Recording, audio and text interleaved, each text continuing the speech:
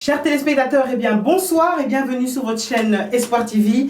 Notre devise, vous la connaissez, car le meilleur reste à venir. Alors, je suis très heureuse de recevoir ce soir deux personnes que vous avez sûrement rencontrées dans votre rue, dans votre quartier, parce qu'ils sont les initiateurs d'un projet justement d'évangélisation de rue. J'ai cité Edmond et Terence qui vont nous parler de l'organisation qu'ils ont, du projet qu'ils ont pour évangéliser dans la rue. Bonsoir Terence. Bonsoir. Comment ça va? Ça va très bien, ça va très bien. Bonsoir Edmond, comment va?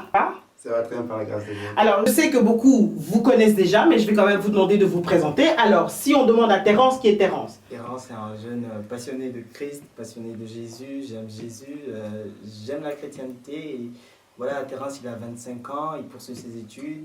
Et voilà, j'essaie de servir Dieu par sa grâce et Dieu fait grâce. D'accord. Et Edmond, qui est Edmond pour Edmond? Edmond Kachama, également un jeune passionné du Christ. Je suis dans la vie chrétienne depuis 3 ans. Par la grâce de Dieu, je suis là dans l'œuvre du Seigneur et je donne tout ce que je peux pour servir le Seigneur. Alors, phénoménal ce que vous êtes en train de faire. On va découvrir ça au cours de l'émission. Donc, vous avez une trentaine de jeunes. Vous êtes une trentaine de jeunes, enfin, jeunes et moins jeunes. On va dire jeunes et jeunes adultes. Et vous avez cette organisation dont on va parler. Et votre but, c'est de vraiment aller dans la rue. Donc, alors que tout le monde cherche un bâtiment pour aller prêcher, tout le monde veut être responsable d'une église, vous, au contraire, vous avez choisi la rue. Alors, comment ça a commencé? Comment s'appelle l'organisation et pourquoi la rue? Ça s'appelle Mindescri, qui veut tout simplement dire Ministerio Despertar Cristiano en espagnol. Okay. Donc on a abrégé ça pour faire Mindescri, un nom un peu unique. Et par la grâce de Dieu, ça a commencé depuis février. Et pour ma part, j'avais reçu ça à cœur. Dieu m'avait mis ça à cœur de commencer à évangéliser.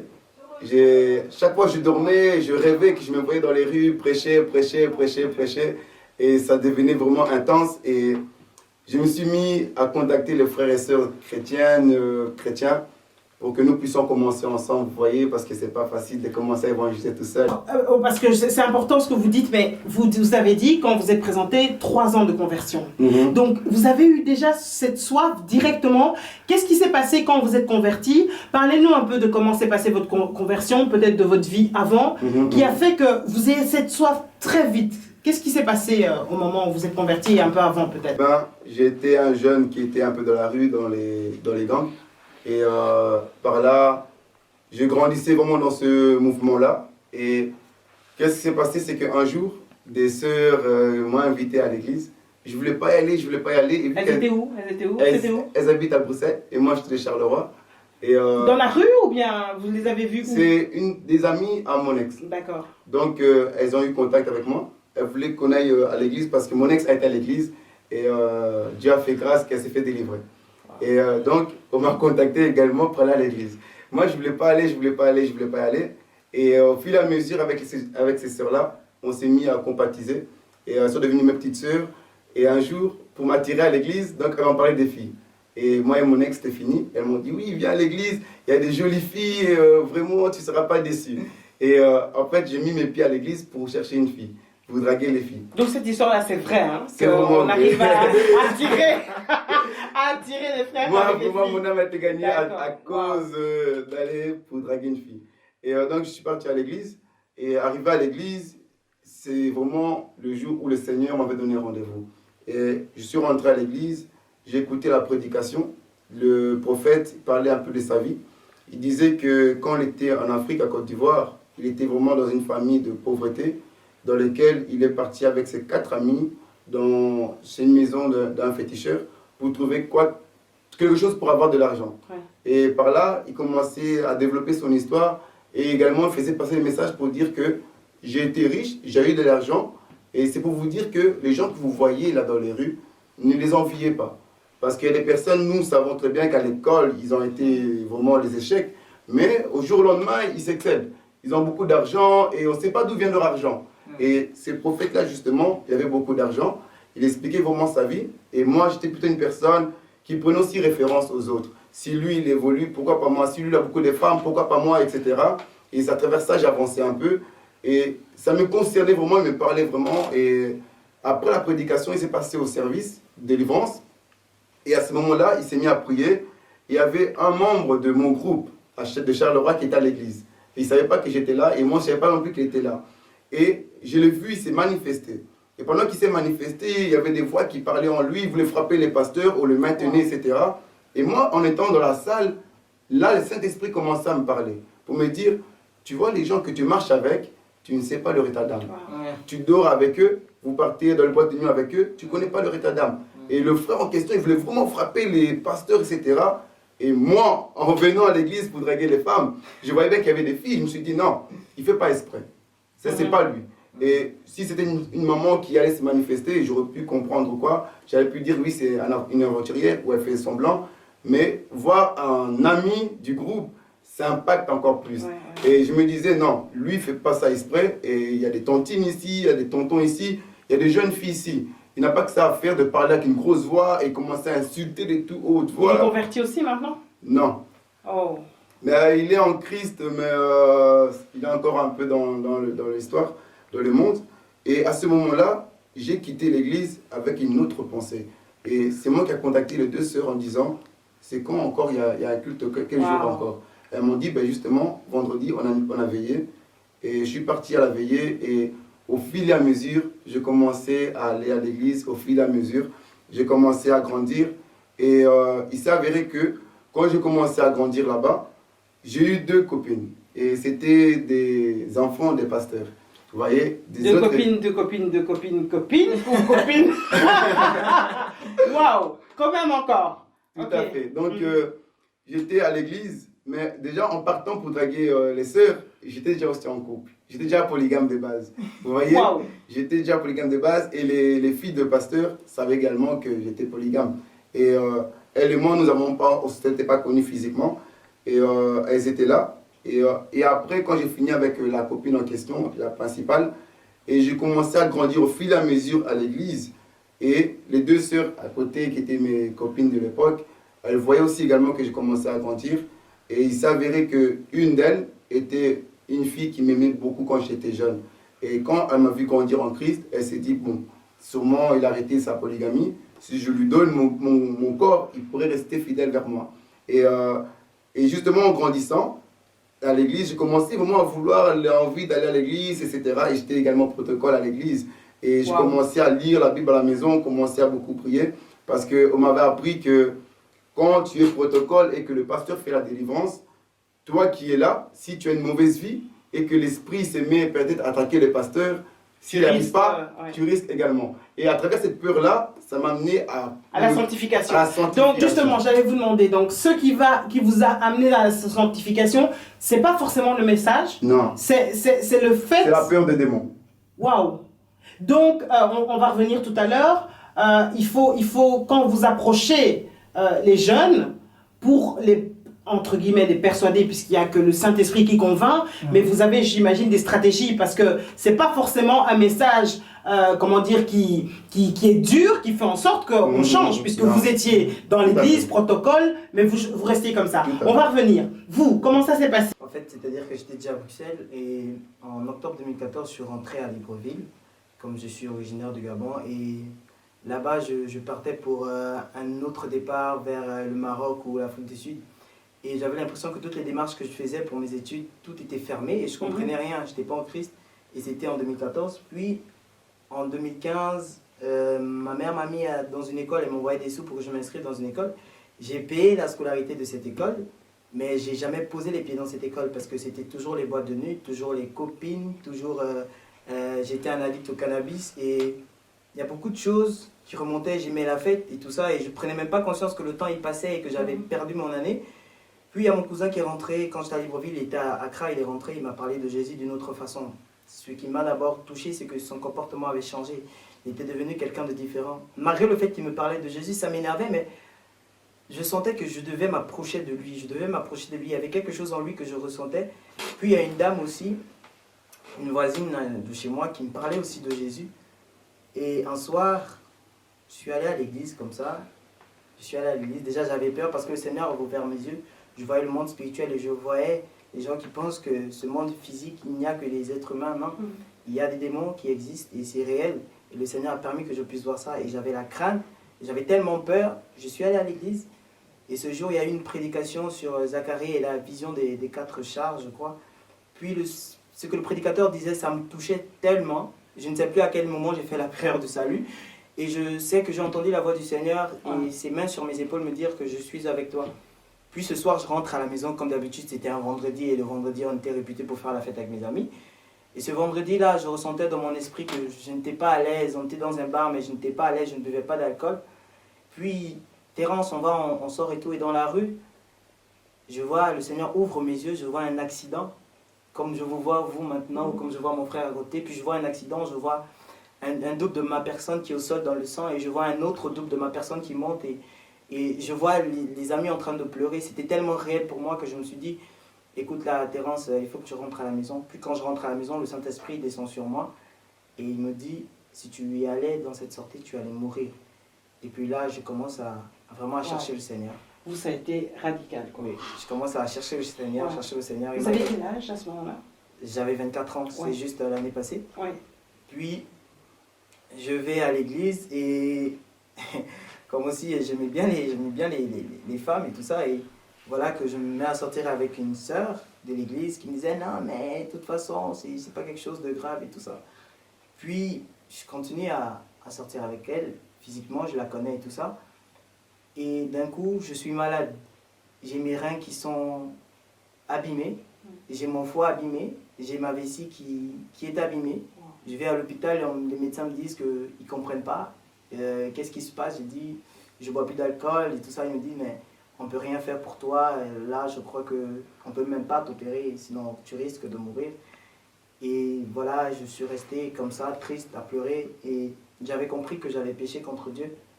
Et j'ai dit, Seigneur, si tu me guéris de cette maladie, je te promets de te servir et de me détourner de cette voie-là. Par rapport à vos témoignages qui sont très forts, et on a une autre émission qui est « Parce que Dieu agit encore, voici mon témoignage », j'aimerais vraiment que vous, dans les détails, puissiez chacun donner votre témoignage, parce que je crois que c'est profond. Quelle est la première chose que vous aimeriez dire aux jeunes qui vous regardent là, par rapport à Christ?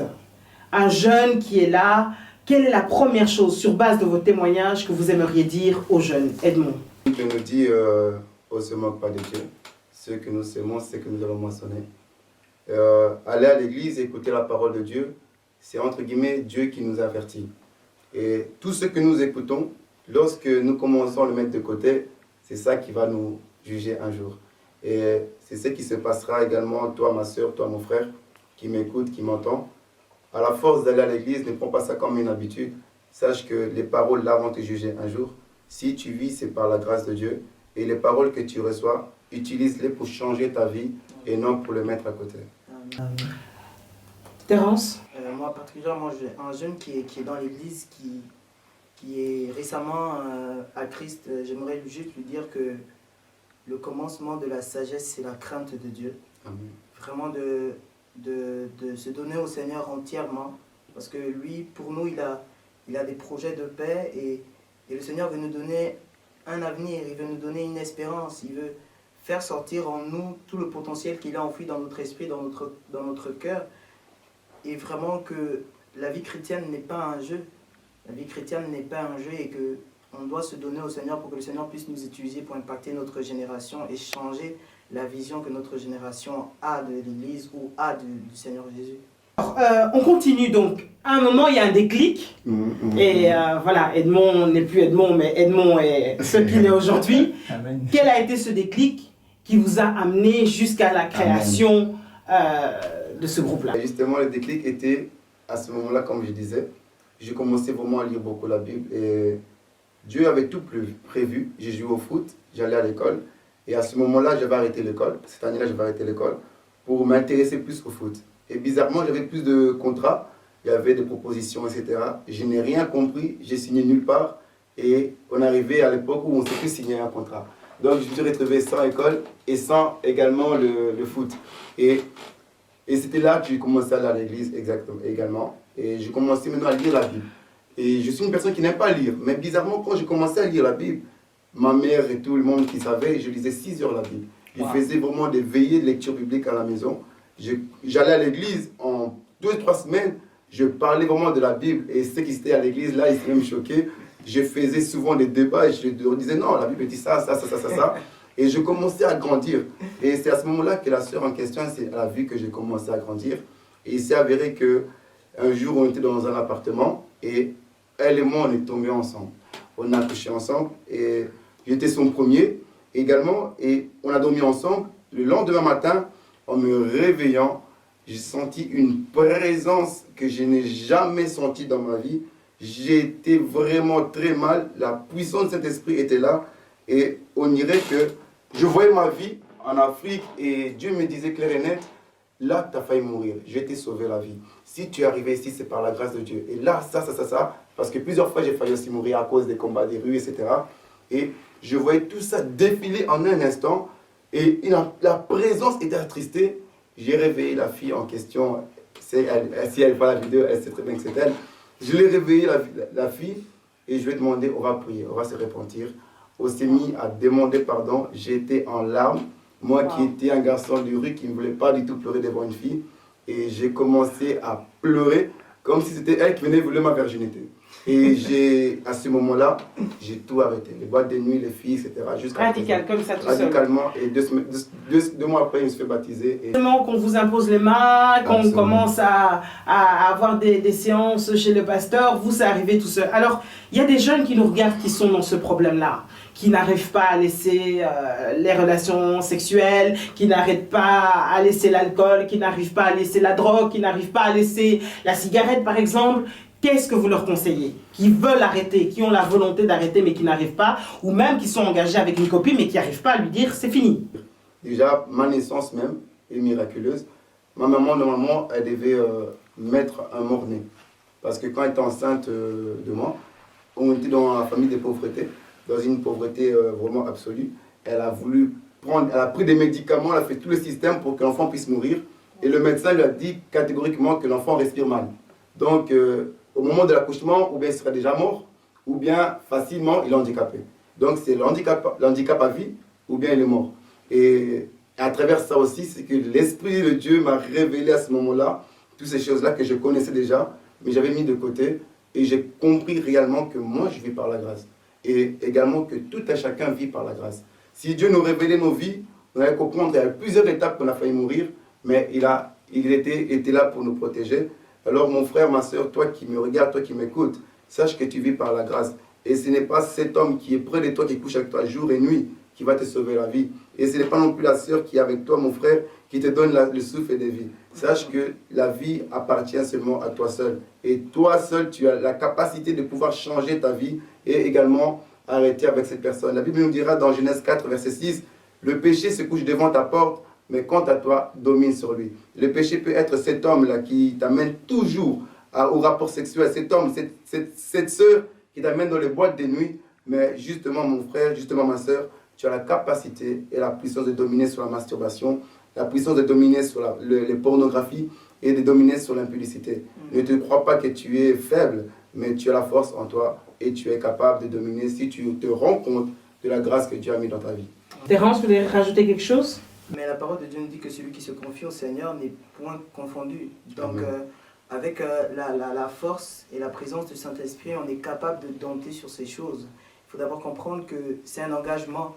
C'est un engagement, c'est une volonté, c'est une détermination de se dire « Je veux plaire à celui qui m'a créé, je veux plaire à celui qui m'a sorti du péché, je veux plaire à celui qui m'a révélé le Fils, et c'est lui qui veut que je vive en communion avec lui. » Mais si on n'a pas ce désir dans le cœur, et que du jour au lendemain on se dit non mais de toute façon je peux retourner dans le monde, c'est au risque de perdre notre salut. Oui. Et on connaît la suite. Donc un jeune de se dire ok, d'accord, comme mon frère a dit, le péché se couche devant notre porte et grâce au Saint-Esprit on a la possibilité de dire non au péché. Et c'est dire à un jeune aussi ici ce soir, un jeune qui nous regarde, qui nous écoute, que nous aussi nous sommes jeunes, mais nous aussi lorsque le Seigneur nous a impactés, c'est parce que nous aussi, on a décidé aussi de le suivre. On a aussi cette soif de se dire, non, on ne peut pas rester dans le péché, on ne peut pas dormir dans le péché. Il faut qu'on sorte, il faut que nos vies comptent aussi. Alors un jeune qui me suit, un jeune qui m'écoute, il faut que sa vie compte, il faut qu'il fasse des exploits avec le Seigneur. Mais s'il continue dans la voie du péché, il ne pourra pas voir la destinée que le Seigneur a prévue pour lui.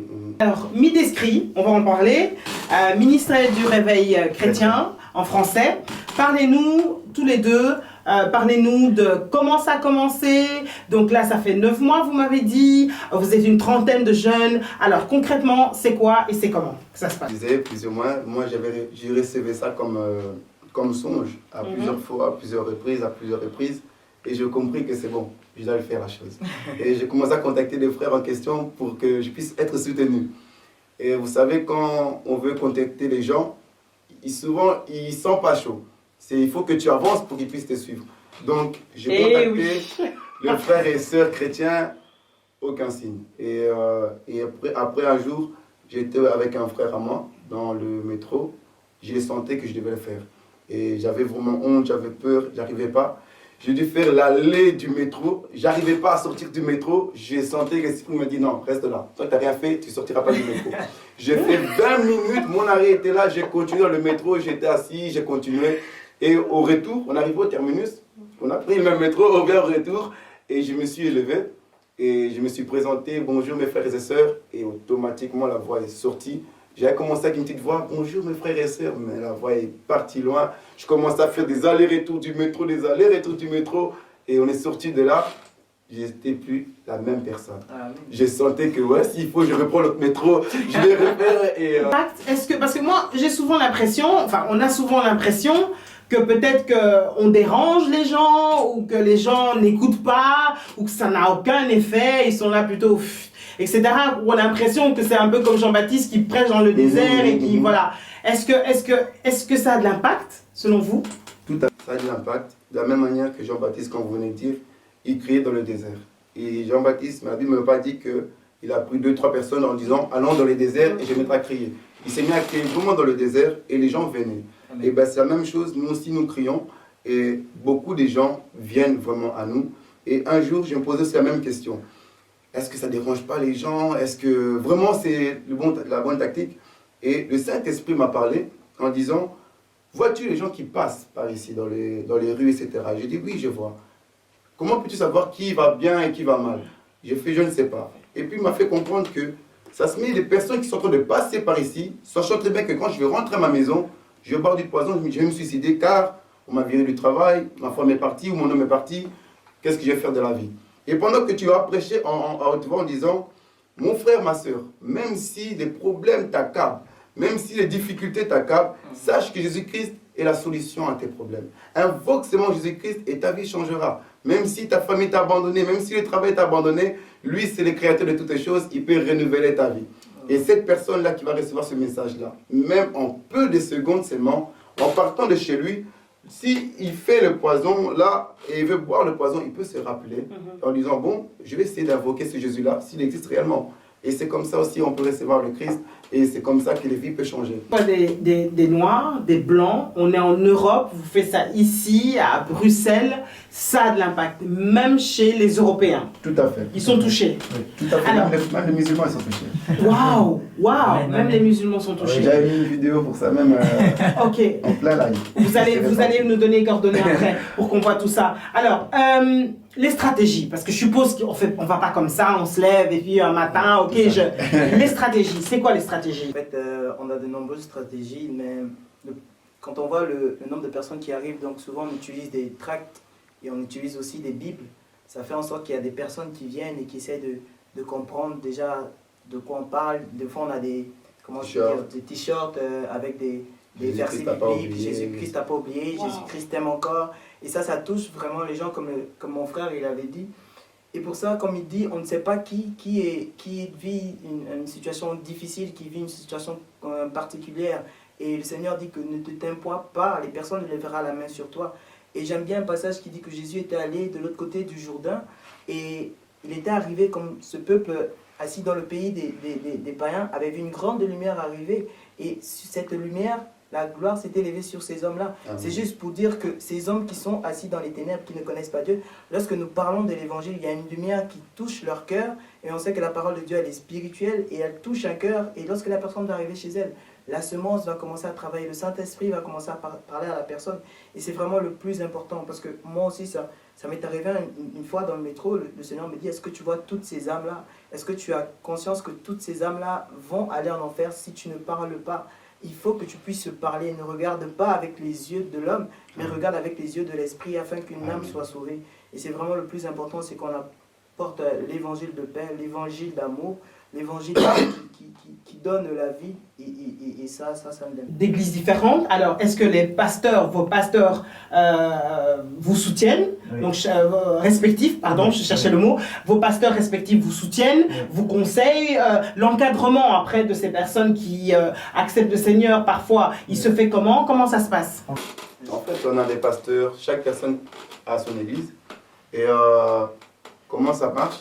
Au cas où, pendant qu'on est en train d'évangéliser, ça arrive vraiment. Vous avez tous la bénédiction de vos pasteurs? Tout à fait. Ok, d'accord. Avant que je commence, j'ai eu la bénédiction de mon pasteur. Il a prié pour moi, sincèrement. Okay. Et il sait également que je suis dans l'œuvre. Et en majorité, tout le monde, au moins leurs pasteurs sont au courant également. Et nous, on n'y va pas pour peupler nos églises. Vous voyez, on va pour que les âmes puissent aller dans les églises. Amen. Ça veut dire que pendant que nous sommes en train de prêcher, je peux prêcher et une personne est touchée. Va venir me dire, frère, tu es de quelle église? On a déjà expliqué ça au groupe. Nous, ce n'est pas de nous dire où on va à l'église. C'est plus la question, c'est vous habitez où? Si la personne me dit qu'elle habite à Mekellen, et bien dans ce cas, on a quelqu'un du Mekellen. Là, je me lève. Chapeau bas. Les difficultés quand on est un groupe comme ça, quand même, parce que tout n'est pas rose, j'imagine. Quelles sont les difficultés que vous avez souvent rencontrées en 9 mois et qui, justement, quand vous faites le bilan pour 2016, vous dites en tout cas en 2017, il faut qu'on fasse attention à ça, à ça, à ça? C'est par rapport aux défis qu'on a, c'est-à-dire on devrait mettre l'accent un peu plus sur le suivi des âmes, vraiment suivre. Déjà, le Seigneur nous a mis ça à cœur et on le fait et on aimerait encore aller de plus loin davantage. Et aussi, par rapport aux organisations, que c'est des événements qu'on aimerait organiser, il y a souvent les finances et tout ça. Est-ce que vous avez envisagé éventuellement d'avoir une structure officielle, de demander des financements, etc.? Et là maintenant, Dieu nous met à cœur de faire l'œuvre des charités. Parce que beaucoup de gens ont reçu ça comme songe et dans le cœur aussi, on s'est soumis. Donc on s'est dit, bon, on ne va pas non plus devenir plus comment dirais-je, abattu côté sous. Et donc, on s'est dit, bon, pourquoi pas commencer à se réunir et faire un compte du groupe et pouvoir demander un fonds aux gens.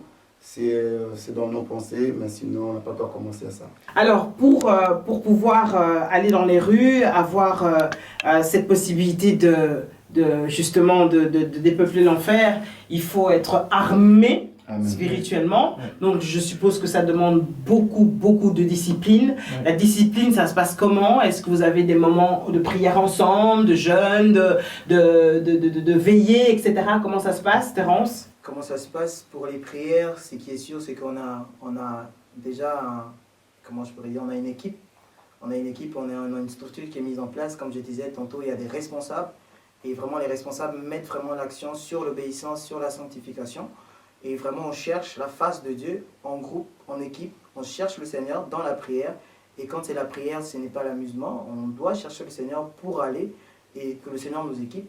Et il y a aussi des périodes de jeûne, il y a aussi des veillées.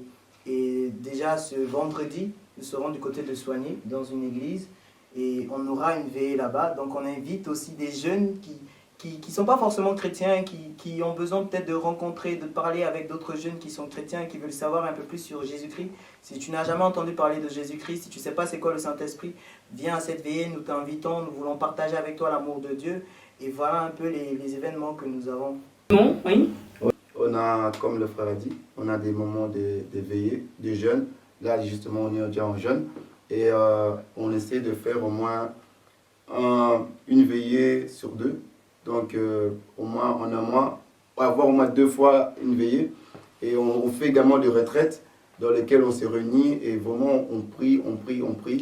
On cherche la sanctification parce que la Bible dit que sans sanctification, personne ne verra Dieu. Et on a aussi fait comprendre le message que ce que nous sommes en train de faire n'est pas un amusement. Et ce que nous sommes en train de faire, on s'expose devant des esprits. Et si quelqu'un marche dans le mauvais chemin et qu'il veut tromper les groupes, on ne peut pas tromper Dieu ni les esprits. Tu peux venir prêcher à la rue, il n'y a pas de souci. Mais si ta vie est dans le mauvais chemin, tu seras attaqué. Et tu peux même risquer de mourir devant tout le monde. Et on ne sait pas devant qui on s'expose. Moi, je sais que je peux rentrer dans un métro, commencer à prêcher Dieu, ça se met qu'il y a un féticheur à côté. Mais si ma vie n'est pas en règle avec Dieu, il peut me souffler un vent spirituel et je tombe directement et je meurs. Et on fait passer vraiment le message qu'on ne veut pas cela. Il y a des gens qui ont dû quitter le groupe, c'est arrivé? Disons qu'il y a eu une personne qui était dans le groupe, qui était parti, et puis il est revenu justement. D'ailleurs, il nous reste quelques minutes, donc le mot de la fin.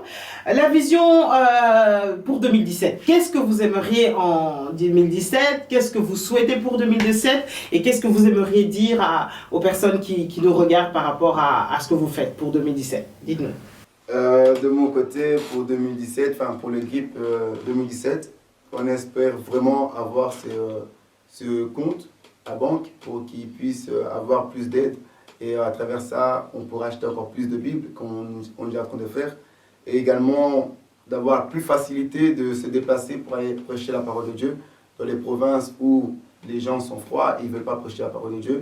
Si Dieu nous a mis ce fardeau-là de s'exposer, de ne pas avoir honte de prêcher Jésus-Christ, j'aimerais que également en 2017, nous puissions avoir facilement les accès pour se déplacer. Et être un groupe de combien? On est 34. J'espère que par la grâce de Dieu, en 2017, on peut être même une centaine. Qu'est-ce que vous souhaitez pour 2017? Frère, il a dit, vraiment, c'est côté financement. Et puis voilà, on aimerait aussi avoir des collaborations avec certaines églises. Amen. Avec certaines églises, vraiment, parce que le Seigneur nous a fait comprendre que l'église qui va être enlevée, c'est celle qui n'a pas honte de Jésus-Christ. Et souvent, il y a beaucoup de jeunes et beaucoup d'autres, de nos aînés dans la foi, je ne tape personne sur les mains, je crois bien, qui sont juste focalisés sur l'église, mais en dehors de l'église, il faut sortir. Voilà, c'est les églises, l'église elle va se chercher dans le monde, elle ne se cherche pas dans l'église, mais l'église elle va se chercher dans le monde. Et le Seigneur nous a mis à cœur d'aller chercher son église à lui et de l'amener à ses pieds. Donc pour 2017, moi j'aimerais dire, sincèrement, je crois, peut-être si c'est pour le groupe, comme il a dit, une centaine, mais moi pour les âmes, la parole de Dieu dit que il nous donne des nations en possession. Et Amen. nous, on veut avoir ces nations en possession. Amen. Et on croit qu'on va les avoir au nom de Jésus. Au nom de Jésus. Et la multitude sera sauvée par ce groupe, parce que le Seigneur, par ce groupe, il fait son œuvre. C'est lui qui le fait véritablement. Magnifique. En tout cas, moi, je suis bénie de vous avoir. Je suis honorée et je vous félicite. Aussi jeune et aussi zélé pour le Seigneur, ça nous encourage à continuer la marche. En tout cas, vous êtes les bienvenus sur ce plateau quand vous voulez. Et si vous voulez commencer à évangéliser éventuellement à l'antenne, en tout cas, Espoir TV est là pour vous. Les portes sont ouvertes. Alors, vous voyez bien sûr les coordonnées s'afficher donc du frère Edmond et du frère Terence. N'hésitez pas à les contacter si vous désirez plus d'informations. Alors, on peut aller sur quelle page Facebook, par exemple, pour voir un peu ce que vous avez déjà fait? La page Facebook du groupe, ça s'appelle Mindescrit, M-I-N-D-E-S-C-R-I. Mindescrit. Vous pouvez sans problème, il y a des personnes qui peuvent, si elles veulent, elles sont intéressées à joindre le groupe, il suffit de vous contacter, un petit entretien, et ce n'est pas rémunéré, on est d'accord, ce n'est pas un travail, ce n'est pas un job, c'est un appel, un ministère. En tout cas, merci beaucoup, que Dieu vous bénisse. Amen. Et voilà, on se retrouve très bientôt pour vos témoignages, parce que j'aimerais quand même parler de votre témoignage qui m'a beaucoup touché. Et également le vôtre, vous avez un don prophétique assez particulier. On aura l'occasion d'en parler. Merci le Seigneur. Oui, mais c'est un don que vous avez reçu, c'est pour ça que je dis don. Voilà, en tout cas, très bientôt. Voilà, en tout cas, je remercie donc ces jeunes d'être venus. Ça fait toujours plaisir de voir que la relève est assurée, donc on n'a pas à s'inquiéter, la relève est réellement assurée. Je pense qu'il faut, en tant que serviteur de Dieu, en tant que parent, soutenir les jeunes. Nous devons prier pour eux, surtout les encourager parce que ce n'est pas facile. Lorsqu'ils sont à l'extérieur comme ça, c'est une manière de s'exposer. Voilà, je vous retrouve très bientôt. Je remercie à la technique, bien sûr, Basse Imagène, toujours fidèle au poste. Que Dieu bénisse sa vie et je vous retrouve bientôt. N'oubliez pas que Dieu doit rester notre priorité. Bye bye.